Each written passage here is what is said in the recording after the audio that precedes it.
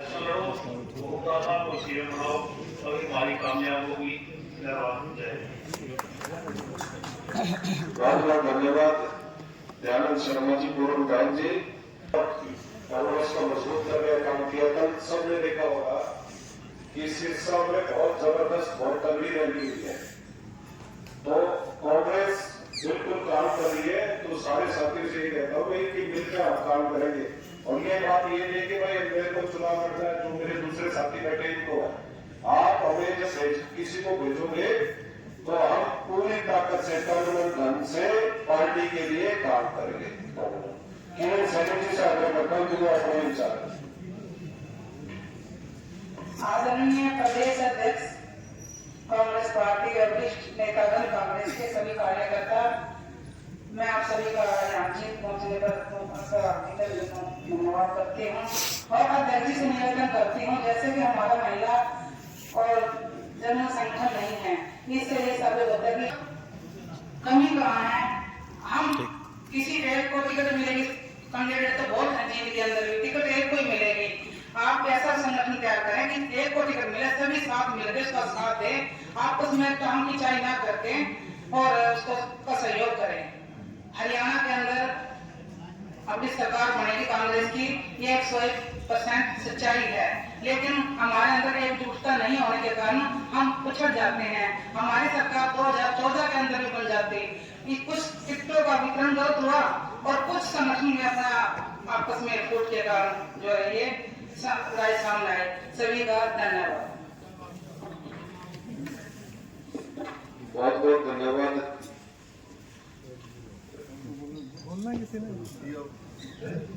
भाई कुलपाल समूह जी से आग्रह करता हूँ कि वो अपने बहुत ही आदर और सम्मान के हमारे आदरणीय अध्यक्ष जी उदय भान जी का हम यहाँ जीत में आने पर हार्दिक स्वागत करते हैं और सभी कार्यकर्ताओं का धन्यवाद करते हैं और नमस्ते करते हैं।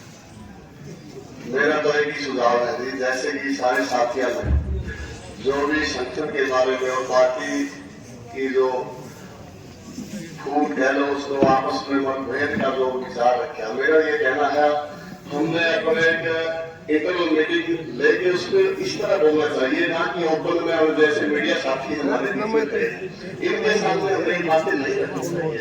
मेरा यही सुझाव है, अपनी बात हम बात बोले।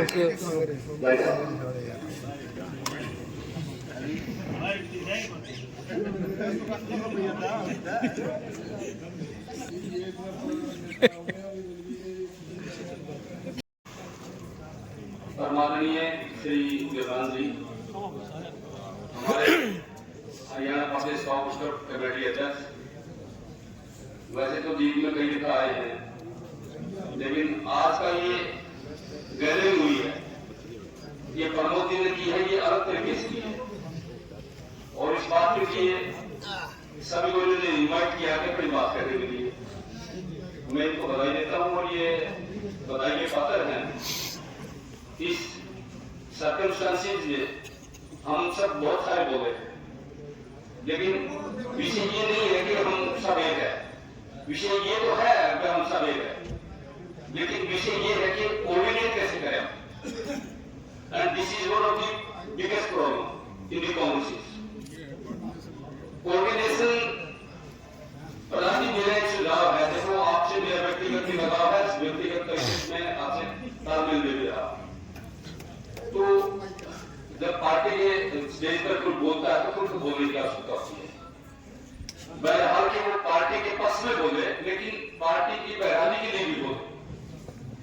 मैं इस पक्ष में एक मेरी सुजेशन है, राय है और अनुरोध है। हम सब मजबूत है ऐसी बात नहीं है और हम सब आधा तरीके से काम करें, ये भी सही है। कोई ऐसी एक दोनों पार्टी नहीं है कि हम उस पार्टी के किसी एक व्यक्ति के अधीन काम कर रहे हैं, लेकिन यहाँ लोगों की चॉइस है। हमारी चॉइस सबकी हरियाणा प्रदेश में और बहुत सारे प्रदेशों में जो भूपेंद्र सिंह हुड्डा, दीपेंद्र सिंह हुड्डा है, ये सही है, मानना पड़ेगा, सब मानते भी इसका। हम तैयार हैं वोटों को प्रेशर करने के लिए। आने वाले 2024 में इलेक्शन में प्रत्याशी को निकालने में सक्षम है। लेकिन उससे पहले हमें अपना एक प्रदर्शन दिखाने की आवश्यकता है। प्रदर्शन मात्र एक ही विषय है कि हम कोऑर्डिनेट कैसे हों। जब तक विधिवत तरीके से प्रधान जी संसद की प्रक्रिया चली हुई ठीक है नहीं बनता है, तब तक आप किसी एक व्यक्ति को चाहे किसी को भी हो उसको आप नॉमिनेट कर दें, ताकि पार्टी के फंक्शंस, पार्टी के आने वाले नेताओं के बारे में, उसका कार्यक्रम का तरीका, कहाँ क्या करना है, वो सब वो अपने साथियों को जैसे पहले यहाँ जिन्हें होता है वो बताए। लेकिन इस पक्ष के कारण जो है इस कोऑर्डिनेशन के कारण अब ये कई गलती है, मुझे कहते हैं मैं ये गाया था, ये हो सकता है कि ये गाया 2 है 4 है 5 भी ना, लेकिन ये सही है। अगर हमारा कोऑर्डिनेशन करने के लिए एक आदमी की जिम्मेवारी जब तक वो पार्टी का संगठन नहीं बनता, तो ये मेरे ख्याल से भी तो ये बहुत कुशल करेगा पार्टी की क्रिया को, और पार्टी के जो है संगठन को मजबूत करने में एक बड़ा कदम होगा।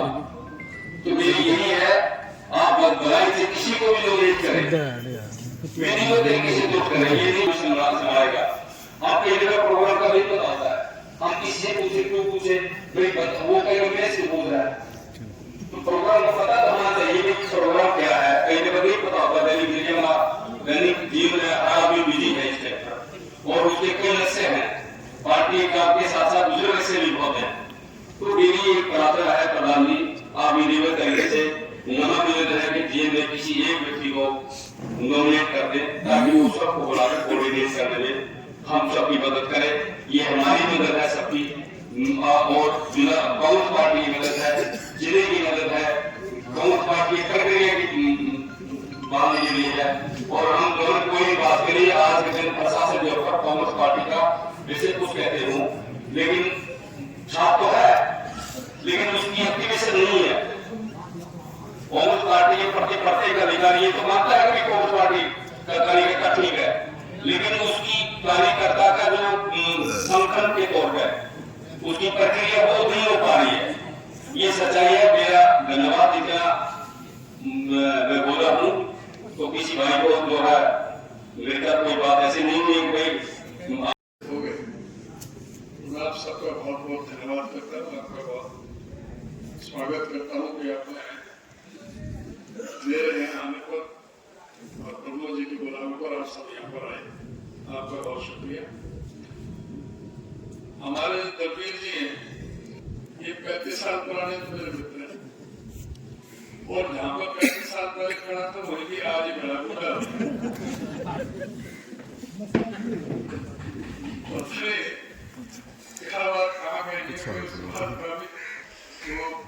कहा गया। तो ये जहाँ तक प्रश्न है, कोऑर्डिनेशन कर रही है, जींद में कार्यकर्ताओं के नेताओं की कमी नहीं, हमारे साथियों की कमी नहीं, बहुत ये जींद क्रांति की भूमि है, जींद बदलाव की भूमि, और जींद से ही राजनीतिक बदलाव, हर बार जब भी बदलाव हुआ है राजनीतिक बदलाव जींद से, और अभी भी जींद की वजह से सरकार बनी, जेजेपी की सारी सीट दे दी आसपास, तो उसकी वजह से, और जेजेपी को भी तो इतनी है बीजेपी के खिलाफ को से लगातार भेजेंगे, लेकिन चुनाव के बाद में वही अपने यार बन गया, सरकार चला रहे, तो उनका मुंह बंद हो गया। जो काम के विकास की जो बात कर रहे थे प्रमोद जी, वो डेवलपमेंट के सभी कामों में पलीता लग गया, और इसलिए कुछ काम नहीं हो पा रहे जो आप बता रहे हैं। और कामों का तो ये है कि सारे प्रदेश में ही विकास का पहिया ठप हो पड़ा है। कांग्रेस के शासन में जब चौधरी भूपेंद्र सिंह हुड्डा मुख्यमंत्री थे, 4 बड़े बिजली के कारखाने लगे, 43,000 करोड़ रुपए खर्च हो गए, प्रदेश को बिजली में आत्मनिर्भर बनाया, और बिजली सरप्लस करके सरकार को दी थी। यहाँ तक भी अदानी पावर के साथ भी जो समझौता किया था बिजली का, वो भी 25 साल के लिए किया था। 2008 अगस्त में हुआ था, जो 2033 तक हो रहा था, और उसमें 2 रुपये 94 पैसे प्रति यूनिट के हिसाब से समझौता किया था। तो मतलब पूरी तरह से बिजली में आत्मनिर्भर किया था। वहां भी इस इस पर पैसा खर्च किया, तो वो 4 लाख करोड़ कहाँ चला? आज प्रदेश की अर्थव्यवस्था क्यों है? हमारे यूथ के साथ में किस तरह से वहां पर धोखा हो रहा है, किस तरह से करोड़ों करोड़ों रुपए के साथ में गिरफ्तारी पकड़े जा रहे हैं, किस तरह से स्टाफ सिलेक्शन कमीशन का चेयरमैन और उनके सदस्य वो सस्पेंड किए जाते हैं, वो बाहर कर दिए जाते हैं, किस तरह से हमारी शिक्षा का स्वास्थ्य का बंटा धार कर दिया। जो बात कर रहे थे शिक्षा में, शिक्षा का ये हालत है कि स्कूलों में ना तो कमरे हैं, ना अध्यापक है, कोई स्टाफ नहीं, कहीं लाइब्रेरी नहीं, कोई लेबोरेटरी नहीं। 4800 स्कूल मर्ज कर दिए, 498 स्कूल बंद कर दिए, पदों को घटाने में लगे हुए हैं, 10,676 करोड़ रुपए वापस कर दिए। जो जीडीपी का 6% कम से कम जो खर्च करना था, वो 2% भी खर्च नहीं किया जा रहा। शिक्षा को प्राइवेट सेक्टर में देने का एक षड्यंत्र किया जा रहा है। शिक्षा का जो खर्चे का है सरकार ने, इससे मुक्ति पाने के लिए शिक्षा को पूरी तरह से इसका निजीकरण कर दिया जाए। तो ये शिक्षा का एक बंटा धार करने का इसका है। वही पोजीशन स्वास्थ्य की जरूरत है। स्वास्थ्य का भी यही हाल है। कहीं भी किसी भी अस्पताल की बात छोड़ो, जो बड़े पीजीआई है, चाहे बड़े मेडिकल कॉलेज है, चाहे वो कानपुर का है, चाहे हमारा फरीदाबाद का, चाहे वो जो ये कल्पना चावला मेडिकल कॉलेज है, जो बड़े बड़े नगर का मेडिकल कॉलेज है, जो बड़े बड़े जो मेडिकल कॉलेज है, उनमें भी किसी भी मतलब स्वास्थ्य विभाग की 50% से ज्यादा पोस्टें खाली है। तो ये शिक्षा स्वास्थ्य को पूरी तरह से भंडार कर दिया। कौशल विकास जो रोजगार योजना जो उन्होंने चलाई है, वो एक और बड़ा धोखा है। उसके जरिए जो बच्चों को ले रहे हैं वो कच्ची नौकरी है, पक्की नौकरी कोई नहीं है। कॉन्ट्रैक्ट सरकार को ठेकेदार बन गई, रेगुलर भर्ती करने के बजाय कॉन्ट्रैक्ट को भर्ती कर रहे हैं। टीचरों की पीजीटी और तो और जब इनके पन्ना प्रमुख फेल हो जाते हैं, कहीं जब मुख्यमंत्री का कहीं रैली करानी होती है, कोई जनसंवाद कराना होता है, कहीं जो ये विकसित यात्रा चल रही है विकसित भारत के नाम से, इनके पन्ना प्रमुख नहीं मिलते। वो कौशल विकास रोजगार के जरिए जिनको कच्ची नौकरियां दी हैं उनको इस्तेमाल किया जाता है, अध्यापकों को इस्तेमाल किया जाता है, पटवारी को इस्तेमाल किया जाता है, प्रशासनिक मशीनरी को इस्तेमाल करके जो वहां पर कभी भी इनके पास आदमी बैठे। और आपके सारे कार्यक्रमों में जहां भी कांग्रेस पार्टी का आह्वान हुआ, कितने बड़ी बड़ी रैलियां हुई, विपक्ष आपके समक्ष जिला स्तर पर, हमारे विधानसभा स्तर पर, अभी आज ही जन आक्रोश रैली आपके सभी लोग में है। कल शिक्षा में जितनी जबरदस्त रैली हुई, कम से कम 50,000 आदमी से ऊपर के हाजिरी थी, कोई छोटी बात नहीं है। तो इस तरह से सभी जगह पब्लिक का मन बना रखा, उनको जोड़ने की, उनको एक दिशा देने की बात। उसके लिए आप सबका सहयोग और समर्थन चाहिए और पार्टी में जिम्मेदारी के साथ सभी साथियों का, क्योंकि ये तो सबका काम है। आज इस सरकार से मुक्ति दिलाने के लिए सबको एकजुट होकर के काम करना पड़ेगा। आज पूरी तरह से चाहे हमारे साथ किसानों के साथ, पहलवानों के साथ, जवानों के साथ जो हुआ है इस देश में, अगर इस बार भारतीय जनता पार्टी की सरकार आ गई तो देश का प्रजातंत्र खत्म हो जाएगा, डेमोक्रेसी खतरे में, संविधान खतरे में, पूरा देश चाइना और रूस की तरफ ये सरकार ये ले जाना चाहती है पूरे देश को।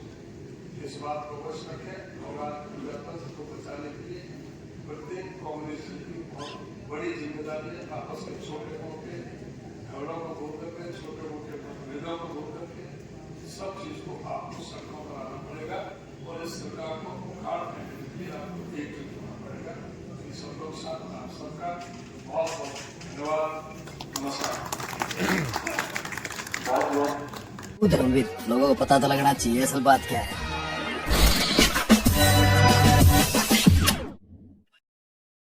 like, share and subscribe this channel, and don't forget to follow my account on Instagram also.